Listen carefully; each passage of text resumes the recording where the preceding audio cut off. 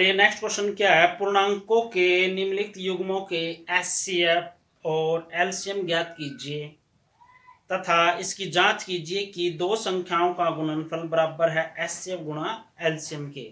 क्या कहता है कि हमें इसका एचसीएफ और एलसीएम ज्ञात करना है। क्या संख्या दी है, क्वेश्चन नंबर 2 का पहला भाग है 26 और 91। तो हम पहले सबसे पहले क्या करेंगे, 26 का करेंगे। 26 के क्या करेंगे, अभाज्य गुणनखंड करेंगे। किस पर जाएगा, सबसे छोटी अभाज्य संख्या क्या है, 2। तो 2 पर जाएगा ये 13। तो 13 एक स्वयं क्या है, एक अभाज्य संख्या है। तो 13 एक कम 13। 91 किस पे जाएगा, 7 पे। और फिर 13 एक कम 13। तो 26 के गुणनखंड क्या होंगे, 2 गुणा 13। और 91 के गुणनखंड क्या होंगे, 7 गुणा 13। सबसे पहले हम निकाल लेंगे इसमें एचसीएफ। एचसीएफ क्या होता है, हाईएस्ट कॉमन फैक्टर। क्या, हाईएस्ट कॉमन फैक्टर, महत्तम समावर्तक, जिसको हिंदी में क्या बोलते हैं, महत्तम समावर्तक। एचसीएफ में क्या, हमें क्या देखना होता है, कॉमन। क्या देखना होता है, कॉमन। कॉमन क्या होता है, जो दोनों में होगा। कॉमन क्या होगा, दोनों में होगा। और कम पावर वाला लेना है। क्या, कॉमन लेना और कम पावर वाला। देखिए यहाँ पर 2 है, यहाँ पर 2 नहीं है। 13 यहाँ पर है, 13 यहाँ पर है, यानी कि क्या कॉमन आया इसमें से, 13। देखिए 7 यहाँ पर है, यहाँ पर नहीं है। तो सिर्फ और सिर्फ 13 कॉमन आया। तो एचसीएफ क्या होगा, 13 होगा। अब हम अगर बात करें एलसीएम की, एलसीएम क्या होगा, एलसीएम की फुल फॉर्म क्या, लीस्ट कॉमन मल्टीपल, लघुत्तम समावर्तक। इसमें क्या होता है, अगर हम देसी भाषा में इसकी बात करें तो इसकी एक शॉर्टकट फॉर्म भी बना रखी हमने, ले आओ सभी को मेरे पास। ये यानी कि सभी को लेता है, ज्यादा पावर वालों को भी लेता है। इसमें सभी को लेना है, 2 को लेना है हमने, 13 को। देखिए 13 की पावर यहाँ पर भी है, क्या यहाँ पर भी है, लेकिन अगर ज्यादा होती तो ज्यादा वाले को लेते हम। यहाँ पर 7, 13 को हम पहले ले चुके हैं। तो हम यहाँ क्या करेंगे, एलसीएम निकालने के लिए 13 की 7 से गुणा करेंगे, 13 7 91, 91 की 2 से करेंगे 182। तो इसका एलसीएम क्या आया, 182 आया। अब हम इसकी जांच करेंगे। जांच के लिए क्या है, दो संख्याओं का गुणनफल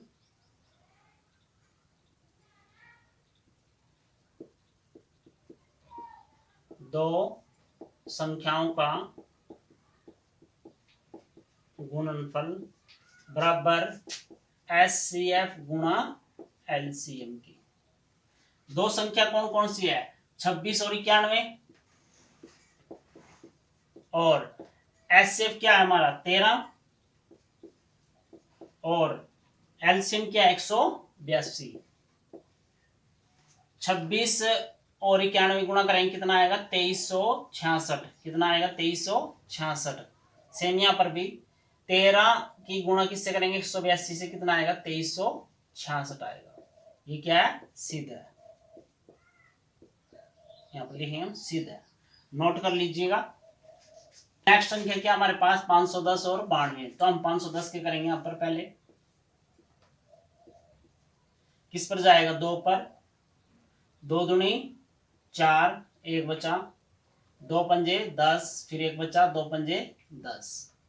अब किस पर जाएगा, 3 पर जाएगा, 3 अट्ठे 24, फिर 1 बचा, 3 पंजे 15। अब किस पर जाएगा, 5 पे, 5 एकम 5, 5 सते 35।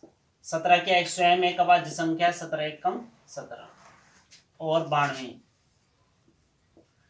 92 किस पे जाएगा, सबसे पहले 2 पे, 2 चुके 8, 2 चुके 12, फिर 2 पे, 2 दूनी 4, 2 तिया 6। 23 क्या एक स्वयं एक अभाज्य संख्या, 23 एकम 23।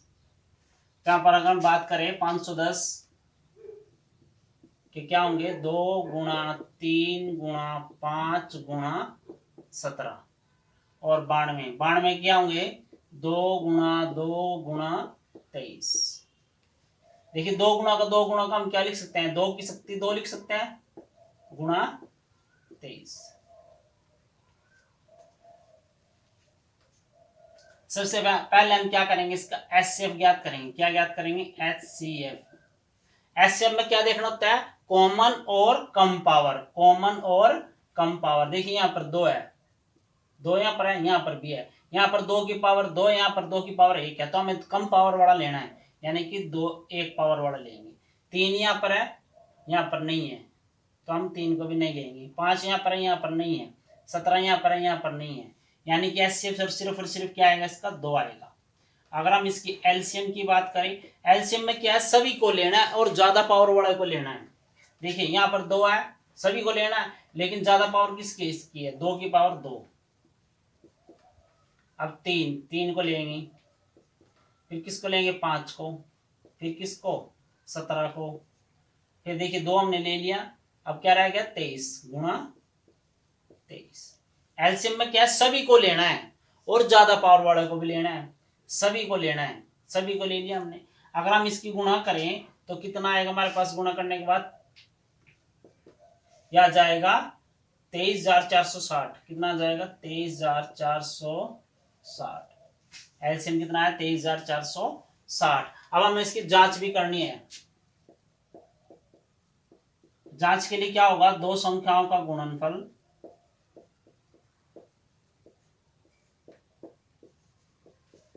बराबर एचसीएफ गुणा एलसीएम की। दो संख्या कौन कौन सी है, 510 गुणा 92, और एचसीएफ कितना है, 2 है, गुणा 23,460। हम इनकी गुणा करेंगे तो कितना आएगा, 46,920। कितना जाएगा, 46,920। यहाँ पर भी इसकी गुणा हम इससे करेंगे 2 से, तो कितना आएगा, 46,920 आएगा। कितना आएगा, 46,920। ये क्या हो गया, सिद्ध हो गया। नोट कर लीजिएगा। चलिए नेक्स्ट क्वेश्चन क्या है, 336 और 54। सेम जैसे हमने पहले किया, इसको भी ऐसे ही करेंगे। पहले 336 किस पे जाएगा, पहले 2 पे, 2 एकम 2, 2 छिके 12, फिर 1 बचा, 2 अट्ठे 16, फिर 2 पे जाएगा, 2 अट्ठे 16 और 2 चुके 8, फिर 2 पे जाएगा, 2 चुके 8, 2 दूनी 4, फिर 2 पे जाएगा, 2 दूनी 4, 2 एकम 2, फिर किस पे जाएगा, 3 पे, 3 सते 21, फिर 7 एकम 7। अब हम 54 करेंगे अपर गुणनखंड। पहले किस पे जाएगा, 2 पे, 2 दूनी 4, 1 बचा, 2 सते 14, फिर 3 पे, इस पे जाएगा, 3 पे जाएगा, फिर दोबारा 3 पे, फिर 3 एकम 3। तो यहाँ पर हम लिखेंगे 336 के बाद जो गुणनखंड क्या होंगे, 2 गुणा 2 गुणा 2 गुणा 2 गुणा 3 गुणा 7, यानी कि हम इसको लिख सकते हैं 2 की पावर 4, 2 की शक्ति 4 गुणा 3 गुणा 7। अब 54 को हम क्या लिख सकते हैं, 2 गुणा 3 गुणा 3 गुणा 3, तो इसको हम लिख सकते हैं 3 की पावर 3, 2 गुणा 3 की शक्ति 3। अब सबसे पहले क्या निकाल लेंगे हम, यहाँ पर सबसे पहले एचसीएफ निकाल लेंगे हम। क्या निकाल लेंगे, एचसीएफ। एचसीएफ में क्या देखना होता है, कॉमन और कम पावर। देखिए 2 यहाँ पर है, यहाँ पर भी है, लेकिन यहाँ पर 1 का शक्ति, यहाँ पर 4 है, तो कम शक्ति वाला लेना है, यानी कि 2 की शक्ति 1 वाला। अब यहाँ पर 3 है, यहाँ पर 3 की पावर 3 है, तो 3 1 वाला लेंगे हम। यहाँ पर 7 है, यहाँ पर नहीं है, तो यानी कि एचसीएफ क्या होगा, 3 दूनी 6। अब हम बात करें एलसीएम की। एलसीएम में क्या है, सभी को लेना है और ज्यादा पावर वालों को लेना है, यानी कि 2 की पावर 4 को लेंगे, और 3 की पावर यहाँ पर 1 है, यहाँ पर 3 है, तो 3 वाले को लेंगे, 3 की शक्ति 3 गुणा 7। देखिए हम इनकी गुणा करेंगे, 2 की 4 बार गुणा करेंगे, फिर 3 की 3 बार, फिर 7 से गुणा करेंगे, तो कितना आ जाएगा, 18 ये आ जाएगा। इसकी 2 की 4 बार गुणा करेंगे, फिर 3 की 3 बार गुणा 7, इसकी गुणा करेंगे तो हम कितना आ जाएगा, 3024। कितना आ जाएगा, 3024। अब हमें इसकी जांच करनी है। दो संख्याओं का गुणनफल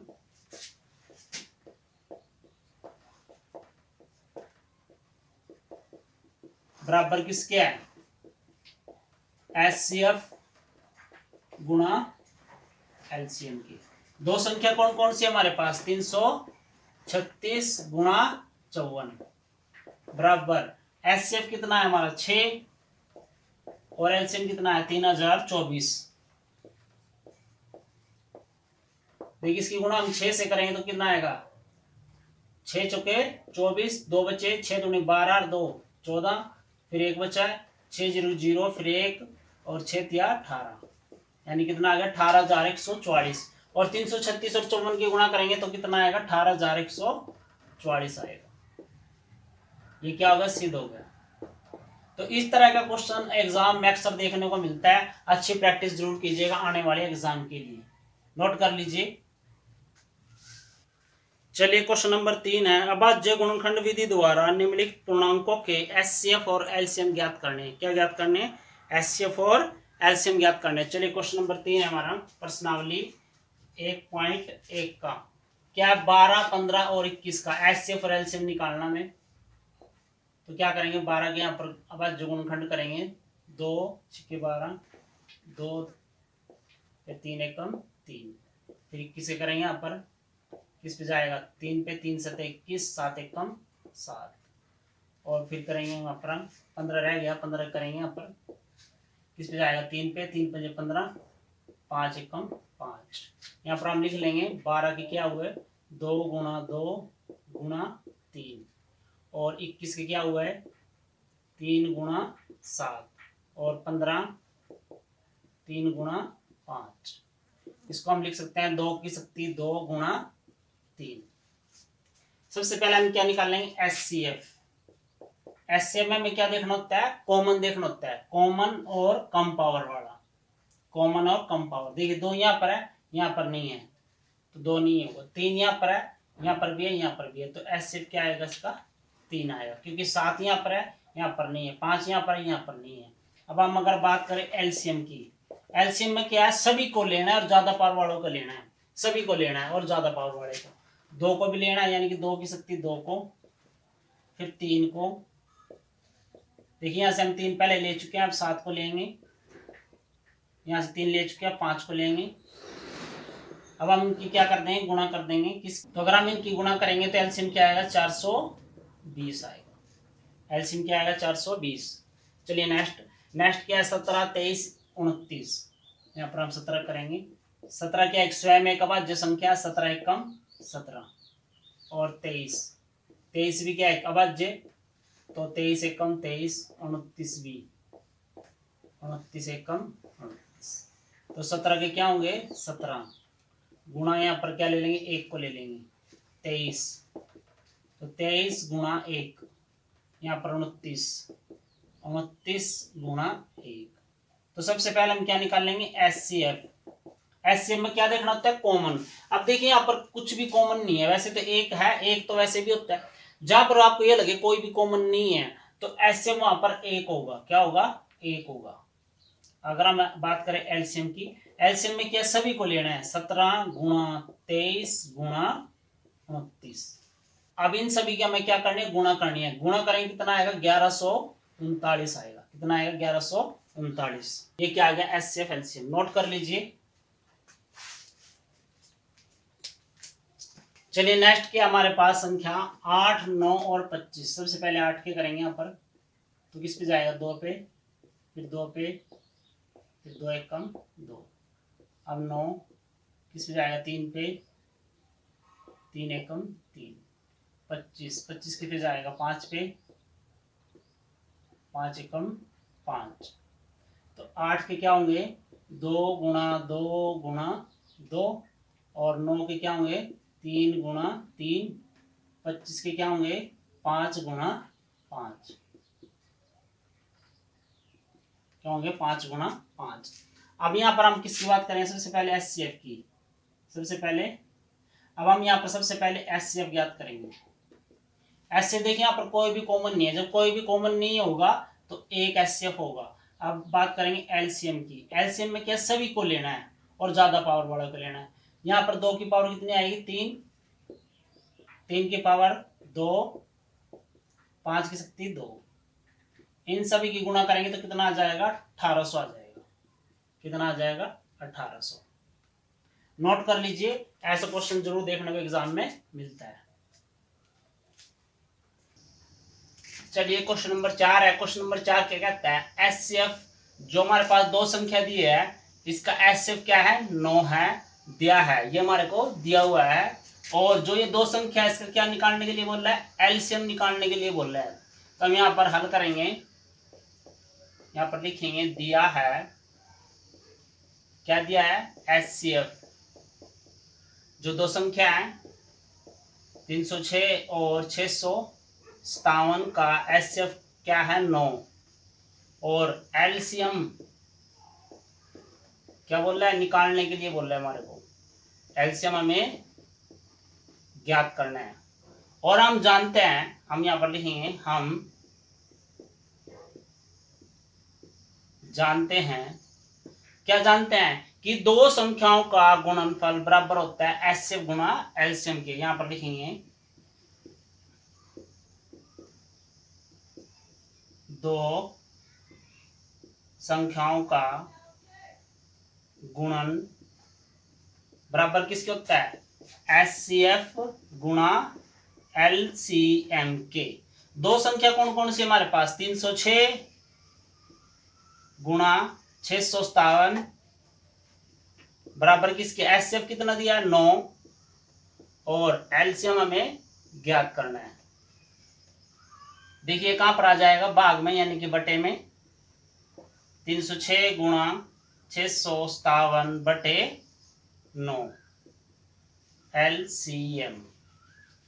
देखिए किस पर जाएगा, इस पर काटेंगे 9, 9 दूनी 18, 9 तिया 27, 9 तिया 27, कितना बचा 3 बचा, 9 चौके 36, कितने पर कटाइए 34 पर, 34 गुणा 657 बराबर एलसीएम के।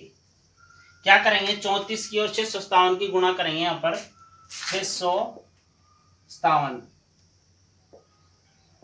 गुणा 34 कितना आएगा, 4 7 28, 2 बचे, 4 पंजे 20 और 2 22, फिर 2 बचा, 4 छिके 24, 24 और 2 26, 7 21, 2 बचा, 3 पंजे 15, 15 2 17, इसलिए 6 3 18, 18 1 19, ये आ गया 8, 3 7 और 6 13, सिलेक 10 और 2 12, सिलेक, ये आ गया 22,338, कितना आ गया 22,338।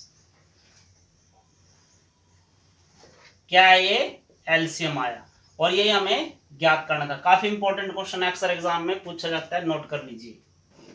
जो क्वेश्चन नंबर 5 हमारे पास वेरी इंपॉर्टेंट है, ये क्वेश्चन अक्सर एग्जाम में पूछा जाता है। जांच कीजिए कि क्या किसी प्राकृतिक संख्या n के लिए संख्या 6 की पावर n अंक 0 पर समाप्त हो सकती है। देखिए क्वेश्चन क्या पूछ रहा है, जो हमारे पास 6 है इसकी पावर n, यानी कि 6 की पावर क्या की हमने 2 की, और 6 की पावर 2 की हमने 36 आया, जिसका इकाई अंक होगा क्या ये 0 पर समाप्त हो सकता है।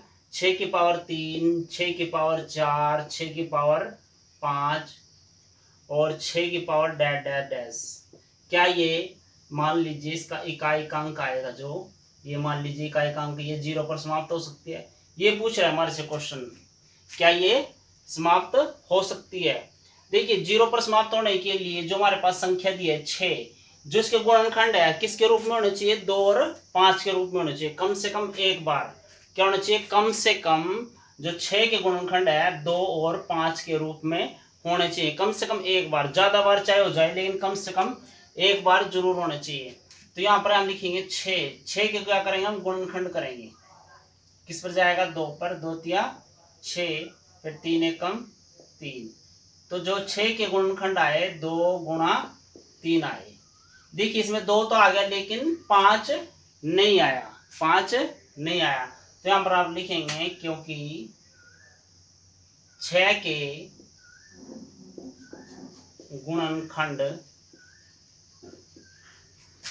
2 की पावर m गुणा 5 की पावर n के रूप में नहीं है।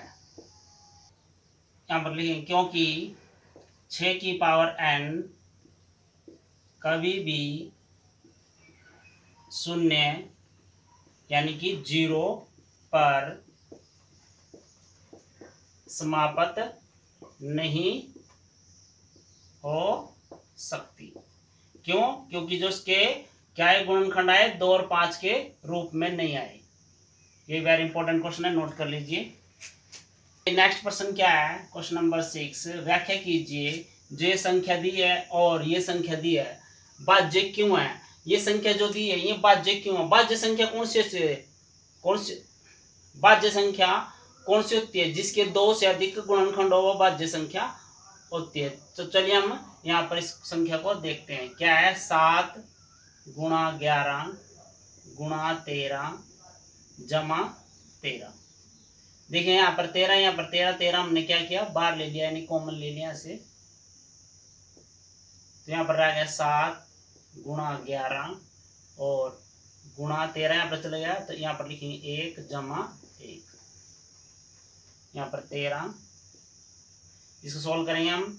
11 7 77, 77 के 1 से गुणा करेंगे तो कोई फर्क नहीं पड़ेगा। 77 जमा 1, यहाँ पर 13 और यहाँ पर देखिए ब्रैकेट का मतलब क्या होता है, गुणा। 77 1 कितना हो जाएगा, 78। और देखिए यहाँ पर भी हम एक गुणा में कर ले तो कोई फर्क नहीं पड़ेगा, क्योंकि 1 से गुणा होगी तो कोई फर्क नहीं पड़ता। तो हमने यहाँ पर 1 अपनी तरफ से ले लिया। यहाँ पर लिखिए हम गुणा 1, क्या लिख लिया, गुणा 1। देखिए ये क्या है, पहला गुणनखंड। यहाँ पर लिखिए हम पहला गुणनखंड। और ये क्या है, दूसरा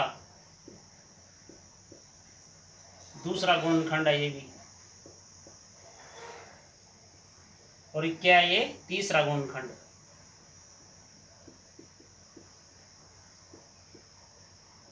तो इसके क्या हो गए, 2 से अधिक गुणनखंड हो गए। तो यहां पर लिखेंगे हम क्योंकि संख्या के 2 से अधिक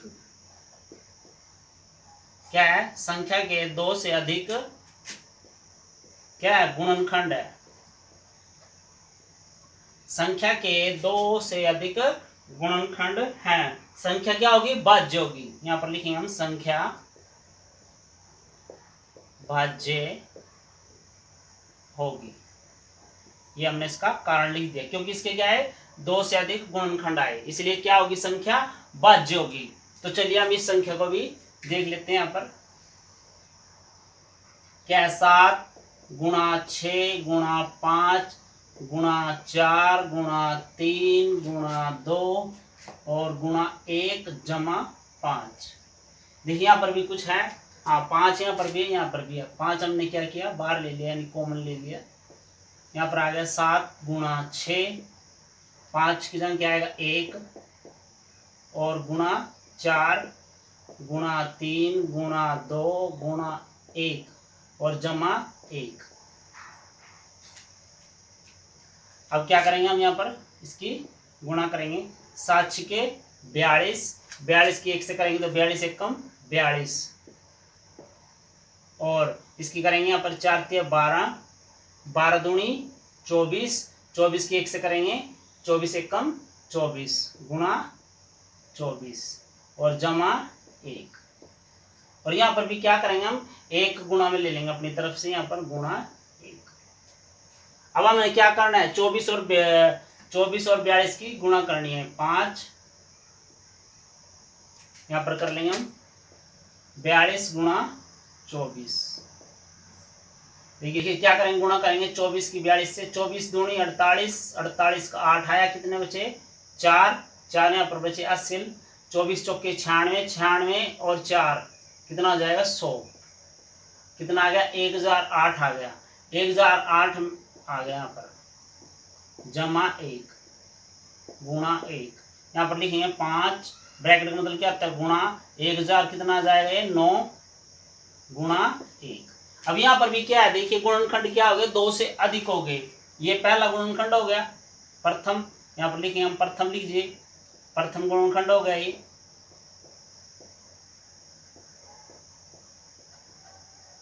और ये क्या आ गया, द्वितीय, द्वितीय गुणनखंड हो गया। और ये तृतीय, ये तृतीय गुणनखंड हो गया।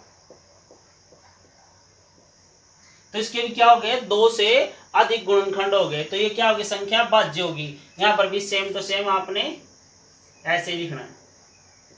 तो संख्या क्या होगी, भाज्य होगी। इसका हमने कारण लिख दिया। ये भी इंपॉर्टेंट क्वेश्चन है, नोट कर लीजिएगा।